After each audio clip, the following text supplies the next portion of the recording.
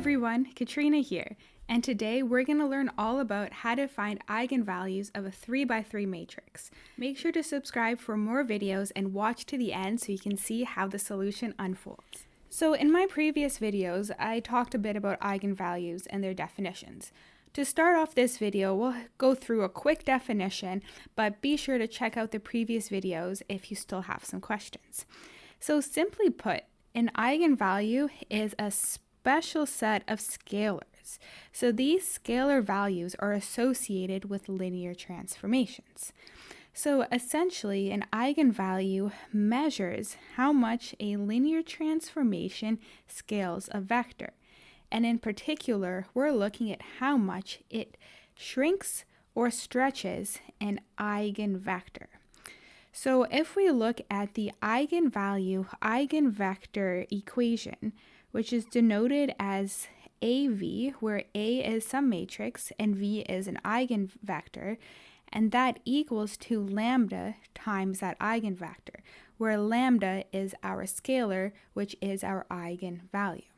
So what this tells us over here is that the matrix A, the linear transformation, only changes the magnitude but not the direction of the eigenvector.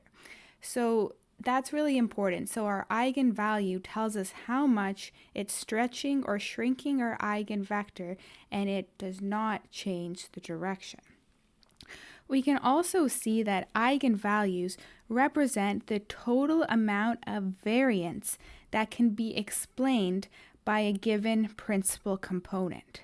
So the eigenvectors associated with our eigenvalues are considered the principal components, and the larger eigenvalues are associated with the eigenvectors that explain the most or capture the most variance in our data. So this is really important for principal component analysis, which is a really great application of eigenvalues and eigenvectors. So stay tuned for another video where we're going to talk about that.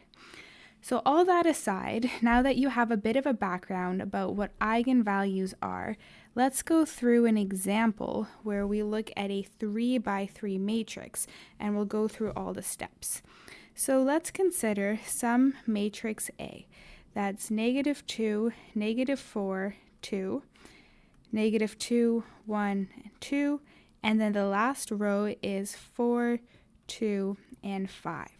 So we can see here that we have a 3x3 square matrix, okay? So what we have to do in order to find our eigenvalues is we need to set up our characteristic equation. So our characteristic equation is denoted as the determinant of A minus lambda I equals to 0.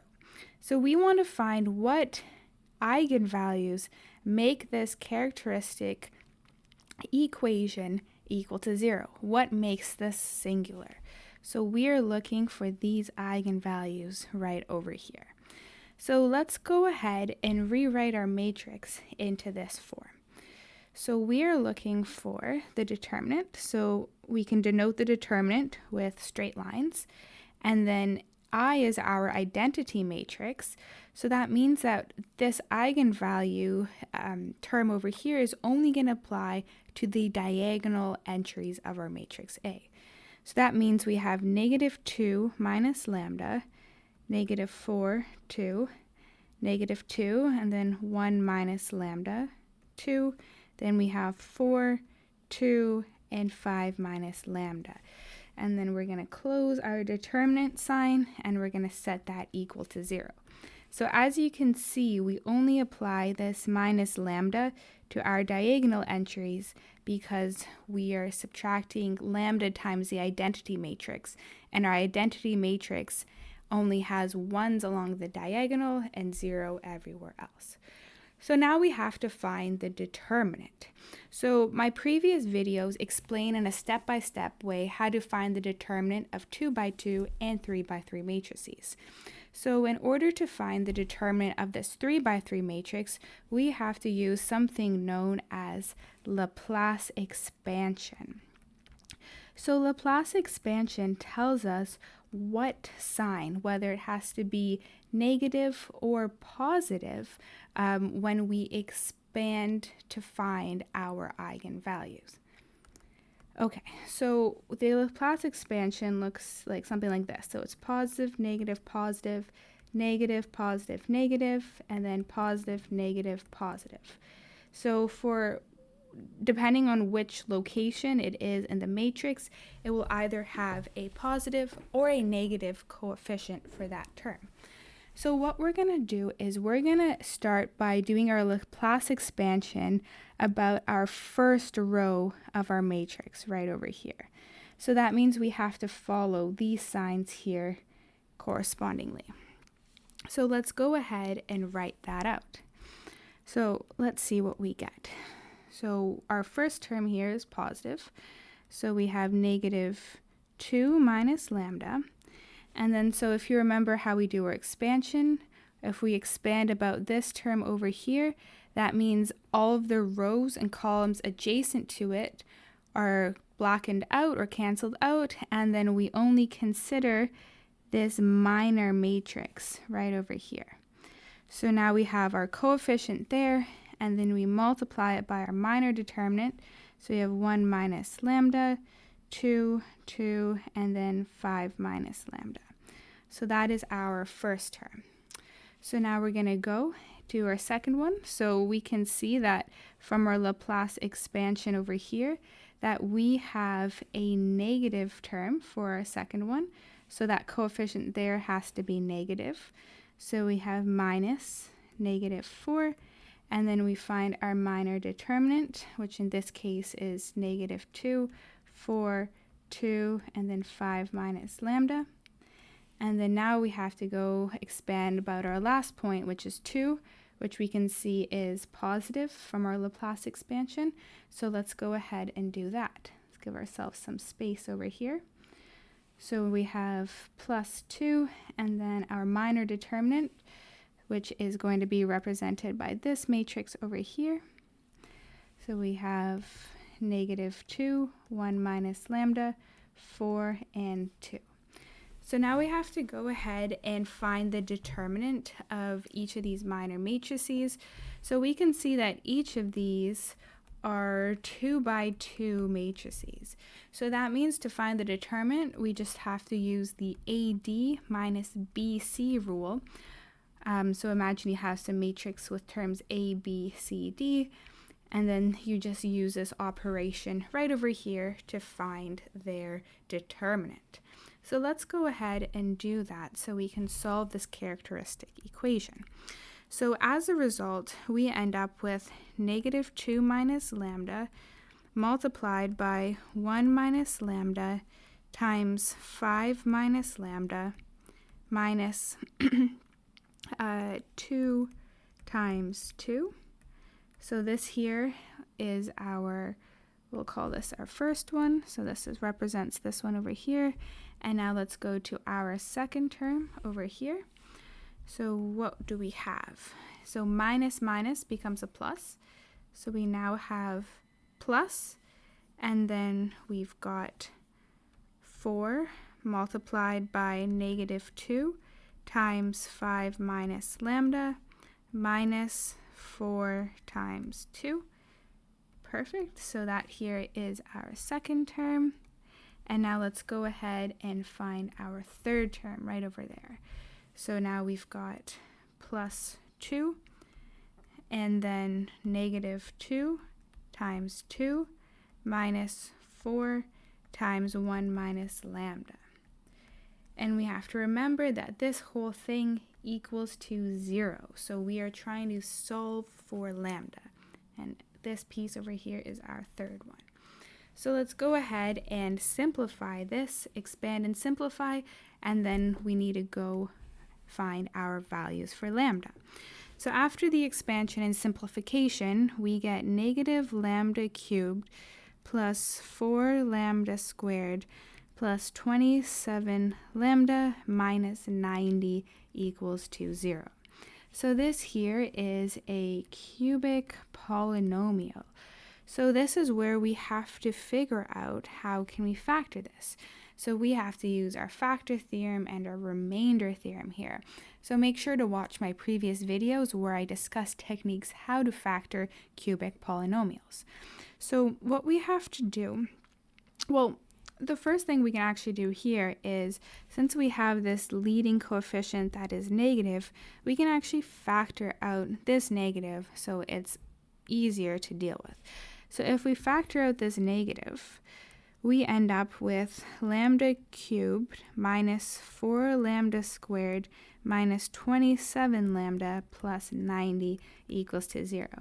And we can now divide out this lambda on both sides, so we end up with a positive leading coefficient.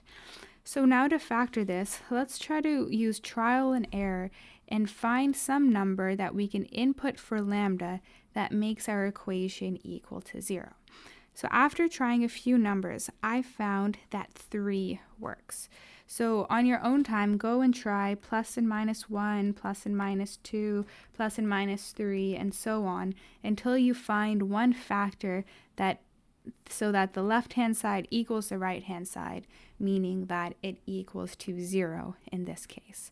So I'll show you what happens when we now plug in 3.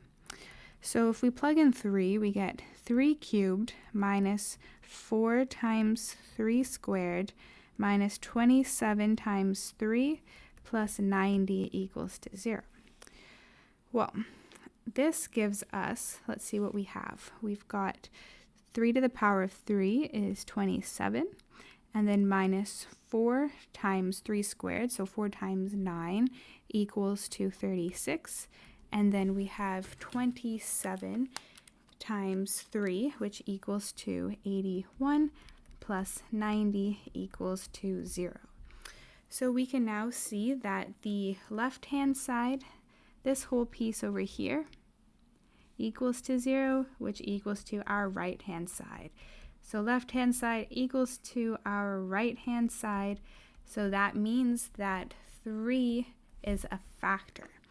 So if 3 is a factor, then, or if 3 works, then that means that lambda minus 3 is the factor, right? Because that's how we always write things down, is whatever we get from our factor theorem, remainder theorem, the standard notation is that we write our variable minus the number that we found. So we have lambda minus 3, and that is a factor.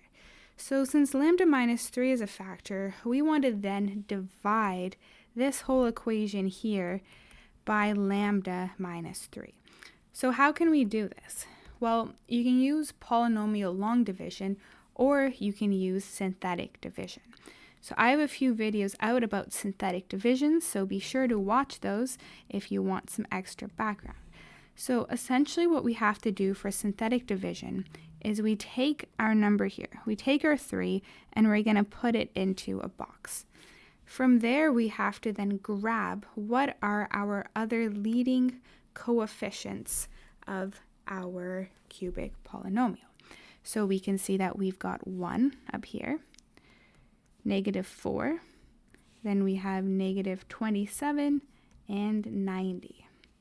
So these are our coefficients. So we're going to line those all up over here. What we do first is we drop our first number, which is 1. We then multiply it by our number up here. So 1 times 3 equals to 3. And then we have to add down the columns. So negative 4 plus 3 equals to negative 1. Again, we're going to multiply that up here. So we have negative 3. Then we have negative 27 minus 3 equals to negative 30. Again, we're going to multiply that up. 3 times negative 30 is negative 90. 90 minus 90 equals to 0. And that's exactly what we want to see. That means that the remainder equals to 0. And if the remainder equals to 0, that solidifies that our lambda minus 3 is indeed a factor of our polynomial. Amazing. So now what do we do? Well, we have to take these 3 numbers here, and then now they're going to be our coefficients of a quadratic polynomial. So that means we now have x squared minus x minus 30 equals to 0. So see how I just took those numbers right over there, and those became our coefficients for our polynomial. So 1 times x squared plus negative 1x minus 30. Awesome. So now we have to factor this quadratic equation. Since we have a leading coefficient of 1, we can use the product sum rule, the quick version right over here. Again, please consult my earlier videos if you want to learn more about factoring, and subscribe if you want to stay up to date for all these amazing videos. Okay, so here we see that our product equals to negative 30 and our sum equals to negative 1. So what two numbers multiply to negative 30 and add to negative 1? So 5 minus 6 work in this case. So that means this can be directly factored such that we have x plus 5 and then x minus 6. So we're not quite done yet. We still have to remember that we had an additional factor. So we said that our lambda minus 3 over here is also a factor. So now we have to put this all together. And here I used x instead of lambda. We can just change that back to lambda. So that means that our final factored form is lambda minus 3, and lambda plus 5, and lambda minus 6. And we set that equal to 0. So we have successfully factored our characteristic polynomial. So now we need to solve for lambda. So that means we're just going to set each of these terms here equal to 0. So as a result, we have that lambda 1 equals to 3, lambda 2 equals to minus 5, and lambda 3 equals to 6. So these three over here, these are our 3 eigenvalues that we found. So that's how you have to find eigenvalues for a 3 by 3 matrix. You go through all these steps, have to do lots of factoring, and then by the end we have these 3 eigenvalues. So these tell us how much our linear transformation is stretching or shrinking their corresponding eigenvectors. So the largest eigenvalue, which in this case over here is lambda equals to 6. So this eigenvalue is very important because it means that its associated eigenvector v is going to represent the principal component. So that means it's the component that captures the most variation in our data. So again, this is very important for principal component analysis. In my next videos, I'm going to show you how to find the associated eigenvectors to our eigenvalues, and we're going to finish up today. And thank you everyone so much for watching. It's really great to see all of you. If you enjoyed this video, please give it a like and comment any questions that you have, and please subscribe for more fun and exciting math videos. I'll see you next time.